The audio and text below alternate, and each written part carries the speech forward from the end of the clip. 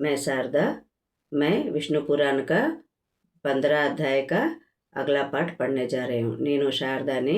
నేను 15 అధ్యాయంలోంది మిగిలిన శాఖం వేరే భాగం నేను ఇవాళ స్టార్ట్ చేస్తున్నాను.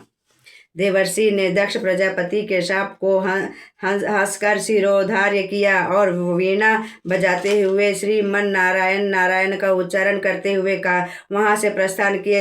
तब पराशर जी ने कहा, मुनिवर मैं सुना है. उसके बाद दक्ष जी ने वीरन प्रजापति की पुत्री अर्थात अपनी स्त्री से 8 कन्याएं उत्पन्न की. उसमें से 10 कन्याएं धर्म को, 13 कश्यप को, 27 कन्याएं चंद्रमा को तथा 4 अरिष्ट को ब्याह दी.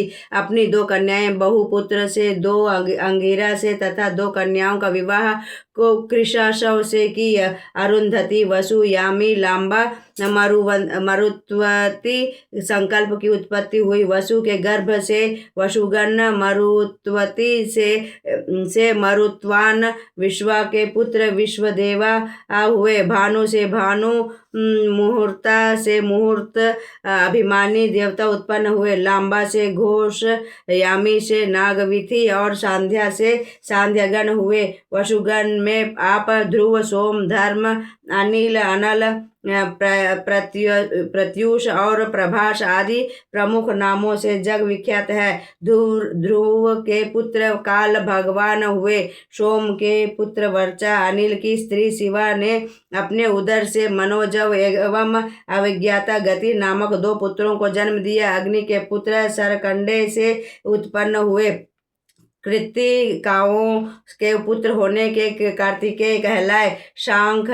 शाख, विशाख और नैगमेय इनके लघु भ्राता हुए. बृहस्पति की बहन वरस्ती 8वें वसु प्रभास की पत्नी हुई. उससे महाशिल्पी विश्वकर्मा जी की उत्पत्ति हुई, जिन्हें देवशिल्पी कहा जाता है. अजय, कपाद, अर्हि, बुंधय, त्वष्टा और रुद्र नामक विश्वकर्मा जी के 4 पुत्र हुए. हे मुनीश्वर, हर, बहुरु, त्रयंबक, अपराजित, वृषा, कपि, शंभु, कदर्पी, रेवत, मृगव्याध, सर्व और कपाली नामक महातेजस्वी 11 रुद्र जगत विख्यात हुए. दिति, अदिति, पनु, अरिष्टा, सुरसा, खसा, विनिता, कप्रु, सुरभि, त्रामा, क्रोधवसा, ईरा और मुनि नामक दक्ष कन्याओं को पत्नी स्वरूप कश्यप जी ने ग्रहण किया. चाक्षसु मनवंतर में तुषित आदि 12 देवगण मनवंतर समाप्त होने और वैवस्वत मनवंतर के आगमन पर आपस में बोले, शीघ्र ही हम आदिति के गर्भ से प्रविष्ट होकर वैवस्वत मनवंतर में जन्म ले, इसी में हमारा हित है. तत्पश्चात वे अदिति के गर्भ से उत्पन्न होकर विष्णु, इंद्र, आर्यमा, धाता, त्वष्टा, पूषा, विवस्वान, सविता, मैत्र, वरुण, अंश और भग नाम से 12 आदित्यों के रूप में जाने गए. चंद्रमा की 27 पत्नियों से अनेक पुत्र उत्पन्न हुए. अरिष्टनेमि की पत्नियों से 16 पुत्रों की उत्पत्ति हुई. बहुपुत्र की पत्नी कपिला, अतिलोहिता, पिता और अशिता से 4 प्रकार की विद्युत उत्पत्ति बहलाई गई है.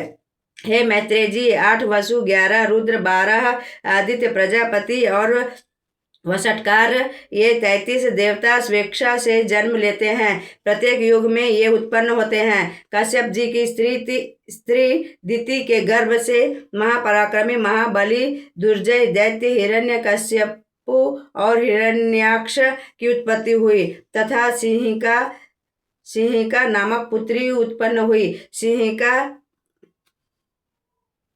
सिंहिका को विप्रचिति ने वर्ण किया.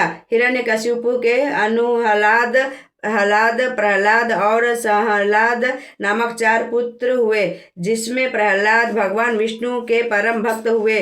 वे सदैव भगवान विष्णु की श्यामल छवि अपने हृदय में धारण किए रहते थे, जिस कारण अपने पिता हिरण्यकशिपु ने उन्हें जलाकर मारने का प्रयास किया. जब वे अग्नि से न जले तब दैत्यराज ने अपने सिपाहियों को आदेश दिया कि तलवार भाले से इसके तन को छिन्न भिन्न कर दो। किंतु भगवत भक्ति में लीन प्रहलाद पर अस्त्र शस्त्रों का भी कोई प्रभाव न हुआ। श्री वासुदेव भगवान की कृपा से पर्वत शिखर से जब हिरण्यकश्यपु के सैनिकों ने प्रहलाद को गिराया, उस समय पृथ्वी ने ऊपर उठकर उन्हें अपने गोद में धारण कर ली। सर्पों का भयंकर विष भी मधुसूदन की कृपा से प्रभावहीन सिद्ध हुआ।